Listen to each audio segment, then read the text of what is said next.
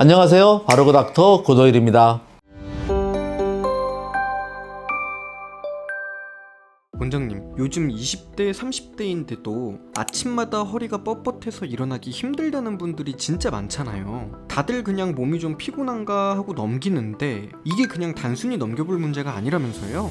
네, 20대, 30대가 아침에 일어날 때 허리가 아파서 못 일어나는 경우 있는데 디스크가 아닐 것 같은데 아파서 죽을 정도는 아니기 때문에 그냥 대부분 무시합니다. 저 같은 경우에 하루에도 몇 명씩 강직성 척추염을 진단하고 치료하고 있습니다. 강직 척추염이 뼈가 굳어가는 거거든요. 그러다 보니 한번 진행이 되면 계속 진행되고 시기를 놓치게 되면 온몸이 다 굳어버립니다. 그래서 조기 발견이 중요합니다. 강직성 척추염은 이름부터 생소한데 정확히 어떤 병인가요? 척추에 염증이 생기는 겁니다. 근데 염증이 균이 들어간 게 아닌 자가면역 질환 같은 거죠. 그래서 뼈가 점점 굳어갑니다. 대부분은 허리를 중심으로 한쪽에서부터 시작을 해서 양쪽으로 가서 목부터 허리까지 전체가 다 굳어버리는 겁니다. 예를 들어서 누가 이름을 부르면 보통은 고개를 돌려서 이렇게 가야 되잖아요. 딱 다 굳어서 이렇게. 디스크는 보통 한두 개의 문제인데 강직성 척추염은 목, 등, 허리 전부가 굳어가는 병입니다. 이런 병은 나이가 들면 생기는 거 아닌가요? 젊은 사람들도 걸릴 수 있나요? 예, 오히려 20, 30대 남성에게 가장 많이 생깁니다. 아직 명확한 원인은 밝혀지지 않았지만 HLA-B27이라는 유전적 요인과 관련이 깊습니다. 그리고 스트레스, 과로, 수면 부족, 흡연 이런 것도 염증 반응을 악화시킬 수 있다고 합니다. 한창 사회 초년생일 때 겹치면서 발병이 되니까 이게 스트레스 때문인지 너무 무리해서 그런 건지 구별하기가 사실 어렵죠. 발병하는 원인이 유전적인 요인과 관련이 깊다면 강직성 척추염은 흔하게 생기는 병은 아닌가 보네요. 강직성 척추염은요, HLA-B27 유전자를 가진 분들의 발생률이 훨씬 높은데 전체 인구 중에 약 0.2에서 0.5%, 1000명 중에 2명 내지 5명. 비교적 드물다고 얘기하지만 유전자가 있더라도 실제로 병으로 발병하는 경우는 일부입니다. 가족 중에 있다면 굉장히 주의가 필요하고 반드시 검사를 해야 되지만 꼭 병으로 생기는 건 아니죠. 근데 문제는 초기에 단순 허리 통증으로 오인하는 경우가 너무 많다는 겁니다. 그래서 초기에 몸의 신호를 잘 알아차리는 게 중요한데 아침에 허리가 뻣뻣한 느낌이 30분 이상이 지속된다면 한 번쯤은 강직성 척추염을 의심해 봐야 됩니다. 허리 디스크는 자세에 따라서 통증이 생길 수 있거든요. 근데 강직성 척추염은 아침에 되게 뻣뻣합니다. 한쪽이 먼저 아프다가 양쪽으로 가거든요. 근데 디스크도 한쪽이 아프니까 구별하기 어렵죠. 허리 디스크랑 구별하기 좀 어렵다고 하셨는데 또 다른 증상은 없을까요? 자가면역 질환이다 보니까 전신 질환을 나타낼 수 있습니다. 고관절 통증이라든지 팔다리, 무릎, 발목에 말초 관절 통증이 같이 되고 발 뒤꿈치 쪽에 통증이 생기거나 피부에 문제가 생기는 건선 같은, 그 다음에 눈부시는 포도막염도 같이 동반되는 경우가 있고요. 잦은 설사라든지 배가 아픈 염증성 장질환을 동반하기도 합니다. 또 피검사에는 염증성 수치가 증가되기도 합니다. 그러면 치료는 어떻게 해요?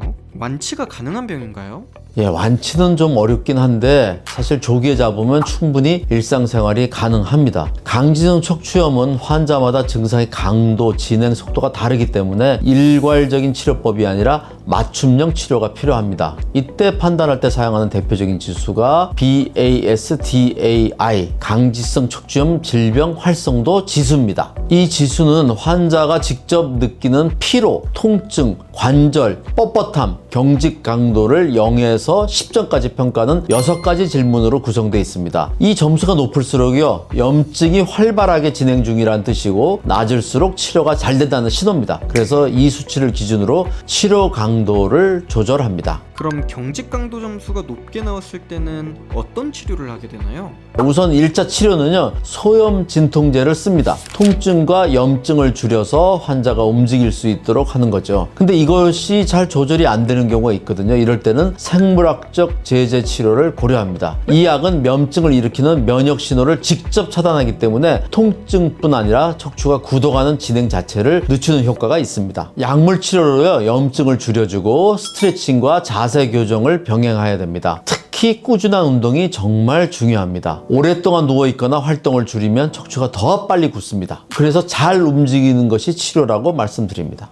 강직성 척추염은 완치가 어렵다고 하셨는데 이유가 뭔가요? 왜 그러냐면 이 질환은 단순 염증이 아니라 면역 체계의 이상 반응이라는 거죠. 우리 몸이 스스로 공격해서 관절, 척추 사이에 염증이 생기고 이게 점점 굳어가는 과정이라는 거죠. 그래서 완치라기보다는 진행을 멈추고 통증을 조절하는 관리의 개념으로 접근해야 됩니다. 조기에 발견해서 꾸준히 치료하면 굳지 않고 정상 생활을 유지할 수 있습니다. 고도일에 바로 세우는 팁.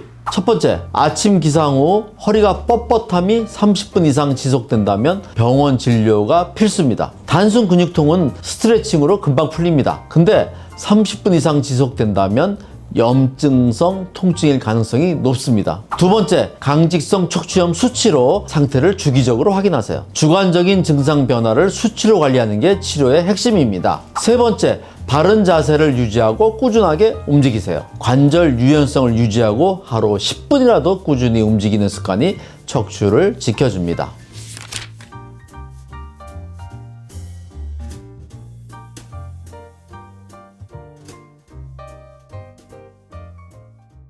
강직성 척추염은 조용히 하지만 꾸준히 진행되는 병입니다. 아직 젊은데 설마 하면서 넘기다 보면 정말 허리가 굳어버릴 수 있습니다. 조기 진단, 꾸준한 운동, 바른 자세, 이 세 가지만 기억하시면 척추를 오래 지킬 수 있습니다. 오늘 내용이 도움되셨다면 구독과 좋아요, 알림 설정 부탁드립니다. 바르고 닥터 고도일이었습니다. 감사합니다.